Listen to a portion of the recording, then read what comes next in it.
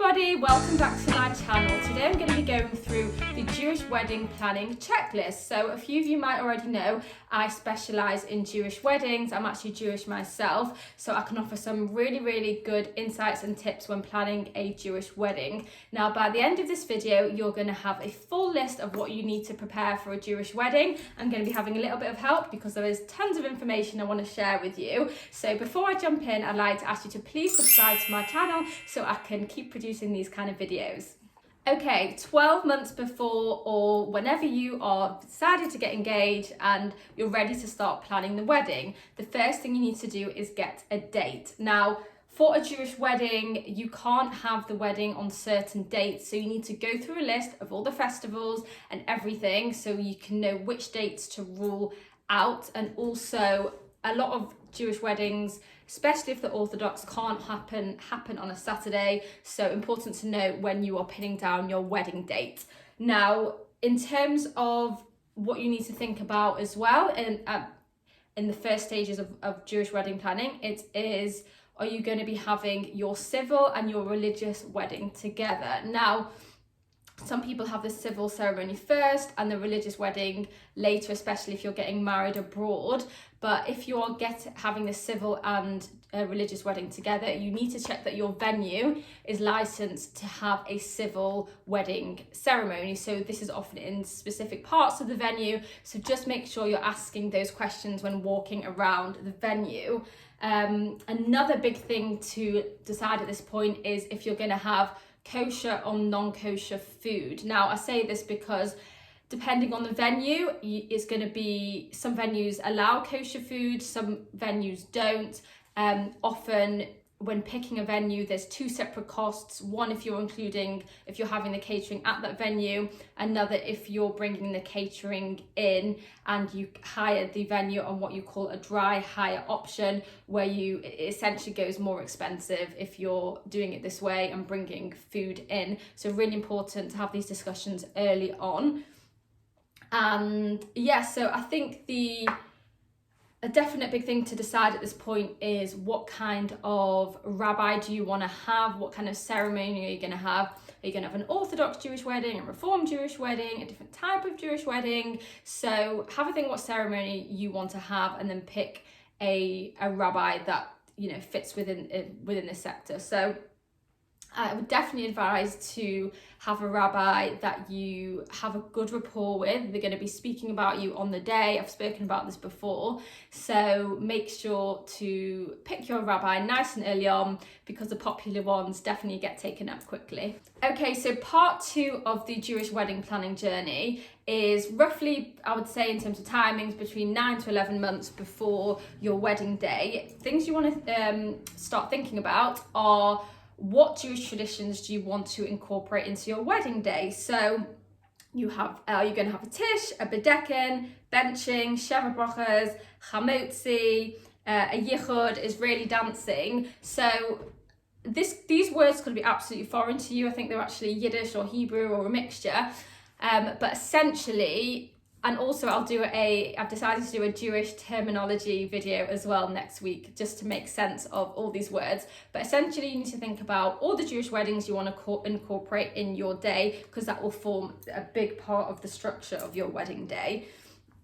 The next thing to do is, once you've picked your rabbi, is to meet with a rabbi and discuss how you want the ceremony to go, basic outline of your wedding ceremony. And also at this point it's a good time to talk about wedding attire. Often in Jewish Orthodox weddings the woman has to cover up her shoulders, for example, so it's important to do that at this stage, because at this point you'll likely be wanting to find your wedding dress and you'll need to know these kind of things before picking the dress. The next thing is to decide is if the groom is going to have an ufruf.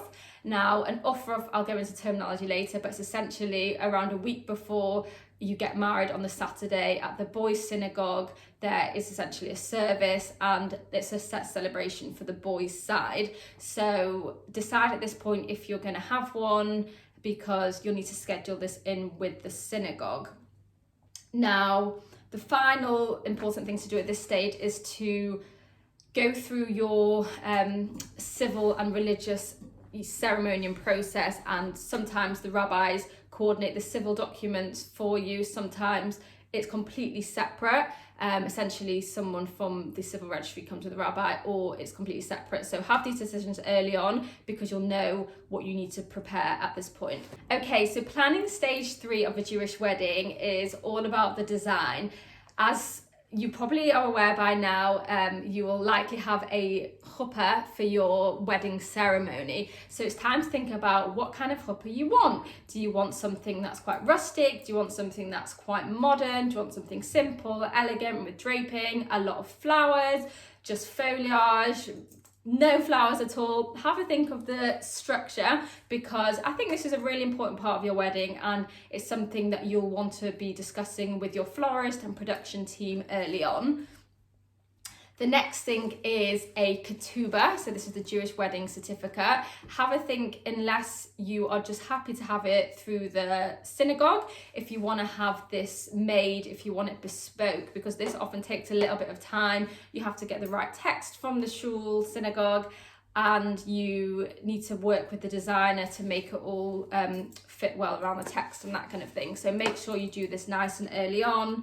And the last part of this is actually not a design part, it's to book the shtick. So again, I'll go into the terminology in detail in another video, but it's all the props that you're going to use for the Israeli dancing. Book this in, because often there's multiple Jewish weddings on certain days, and you hire them from certain places within the religious community. So if you want to incorporate these props into Israeli dancing, it's very simple. You give these ladies a call which have these props, just book it in, things like arches, things like parachutes, just very easy to get this booked in early on. Okay, so the next part 4 of the Jewish wedding planning checklist, roughly 3-4 months before a wedding, is essentially to order all the Jewish bits. So these are all done. Often these can get forgotten about, so it's good to do that at this stage. So things like the yarmulkes, the skull caps that go on the Jewish men's heads,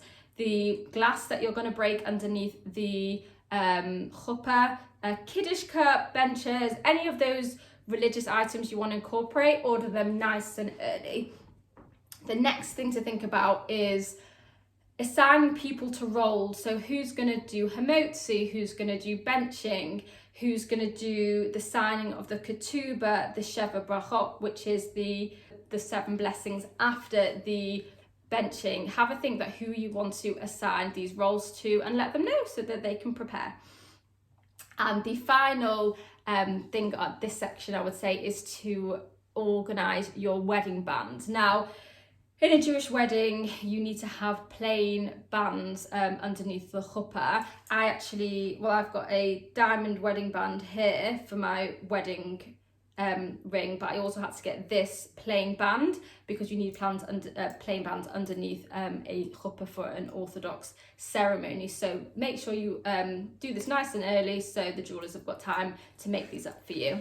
Okay, so the next things to do a couple of months before the wedding is for the groom to buy a talit. Now, a talit is the prayer shawl that you wear underneath the chuppah. So you probably see them, often they're white, sometimes with a bit of colour on them, and it's often nice if the bride goes and picks the talit for the groom and pays for it. It's just a nice tradition that happens. I did it for my husband. It's just a nice thing to do. And at this point also, a couple of months before, I would say it's a good time to go through your wedding gift list, and have a pick what Jewish items that you want to put on there. So do you want a Chanukah for Hanukkah? Do you want to have candlesticks? Those kind of things. It's good to incorporate on your wedding gift list. Okay, so the final things to do in the lead up to the wedding is for the woman, if she would like, and you do need to do this in an Orthodox wedding, is to visit the mikveh. It's like a ritual cleanse that you go to, and it's actually a really nice spiritual experience, and I really enjoyed it. And also just to connect with your caterers, just to check that they've got the challah, they've got the kosher wine, things like that. So I hope you found this video really useful. I hope it was an easy breakdown and it wasn't too overwhelming in terms of what you need to prepare for your Jewish wedding. Please do subscribe to my channel for some more wedding related videos, and I look forward to seeing you on the next one.